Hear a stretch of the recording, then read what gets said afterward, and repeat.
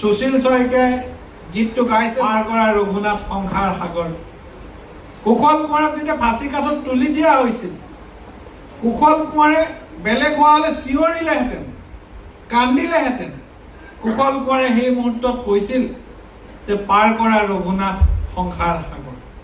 কুশল কোঁৱৰৰ পবিত্ৰ স্মৃতিত এগছি বন্তি জ্বলাই আগবাঢ়িছোঁ আজিৰ দিনটিলৈ।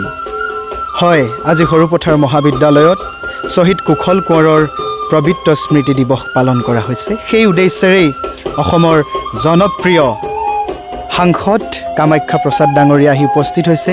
আমাৰ বিধায়ক মহোদয় আছে, লগতে মহাবিদ্যালয়ৰ অধ্যক্ষ আৰু কুশল কোঁৱৰৰ পৰিয়ালবৰ্গ। শিক্ষাগুৰু আৰু ছাত্ৰ ছাত্ৰীৰ উপস্থিতিত আমি এনেদৰেই আজিৰ কাৰ্যসূচী আগবঢ়াইছোঁ। যোৰহাটৰ সেই কেন্দ্ৰীয় কাৰাগাৰৰ 1943 চনৰ 15 জুনৰ দিনা আমাৰ গৌৰৱ শ্বহীদ কুশল কোঁৱৰে এনেদৰে গাইছিল, তাকে আমি আপোনালোকৰ মাজত উপস্থাপন কৰিব বিচাৰিছোঁ।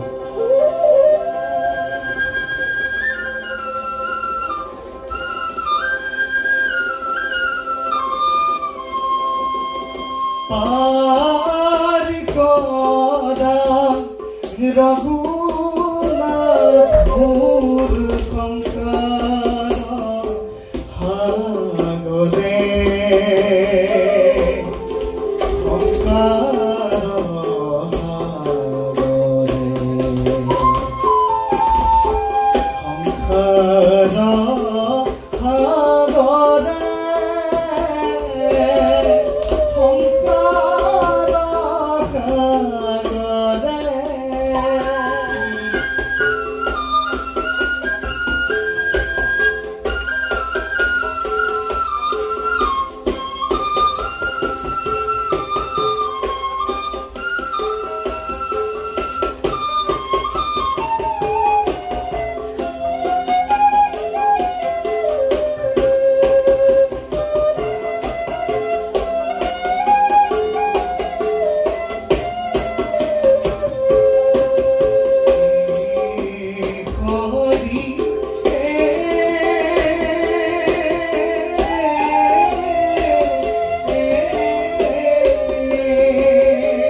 সংসাৰ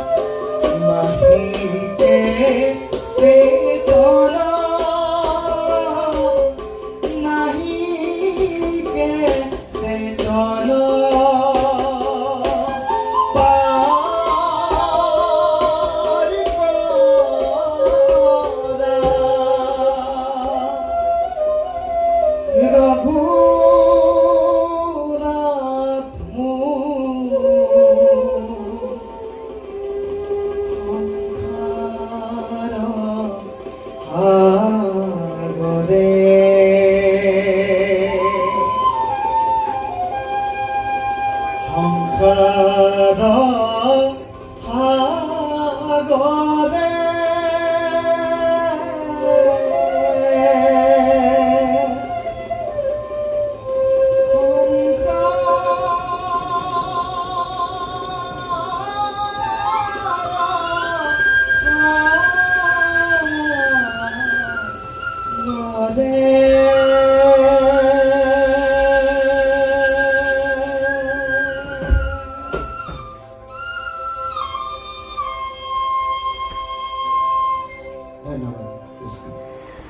কুশল কোঁৱৰৰ যি অদম্য আত্মবলিদান, যি দেশপ্ৰেম, নৈতিক যি প্ৰমূল্যৰাজি, সেই তাৰেই তেখেতৰ আদৰ্শৰে ছাত্ৰ ছাত্ৰীসকলক অনুপ্ৰাণিত কৰিবলৈ আমি কিছু কাৰ্যসূচী হাতত লৈ আহিছোঁ।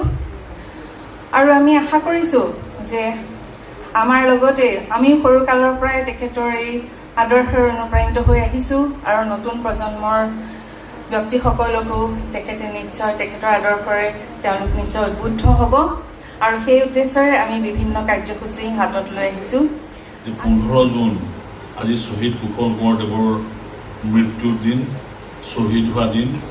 এই দিনটোত তেখেতৰ প্ৰতি এটা শ্ৰদ্ধাঞ্জলি জ্ঞাপন কৰিবৰ কাৰণে সুবিধা পাইছোঁ আৰু লগতে বিধায়ক বিশ্বজিৎ ফুকনদেৱ আৰু অধ্যক্ষা প্ৰাপ্তি বাইদেৱে এটা অনুৰোধ মৰ্মে আমি এটা পুঁজিও দিছিলোঁ, যিটো পুঁজিৰ নতুন কাৰ্যালয়, নতুন যিটো শ্ৰেণীকোঠা আজি উন্মোচন কৰিবৰ কাৰণে সুবিধা পাইছোঁ। অহাৰ আগতে শ্বহীদ কুশল কোঁৱৰ দেৱৰ প্ৰতিমূৰ্তি বিধায়ক আৰু বৰপথাৰ টাউন সমিতিৰ সভাপতিৰ সৈতে আমি পুষ্পাঞ্জলি অৰ্পণ কৰিছোঁ।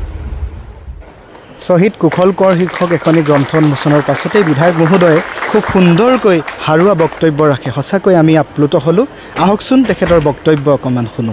স্বাধীন ভাৰতে খগেন আৰু নগেনৰ দায়িত্ব ল'ব আৰু সেই আশাৰে পত্নী প্ৰভাৱতীৰ হাতত খগেন নগেনক সমৰ্পণ কৰি তেওঁৰ মৃত্যু পথলৈ হাঁহিমুখে আগবাঢ়িছিল। প্ৰত্যেকজন ব্যক্তি শোকত বিহ্বল হৈছিল, কিন্তু তাৰ বিপৰীতে কুশল কোঁৱৰ আছিল স্থিতপ্ৰজ্ঞ, হাতত গীতাখন লৈ গীতা পঢ়ি আছিল। এনেদৰে দেশক ভাল পোৱা, এনেদৰে দেশৰ বাবে মৃত্যু সাৱটি লোৱা এজন ব্যক্তি আমাৰ সৰু কথা নহয়।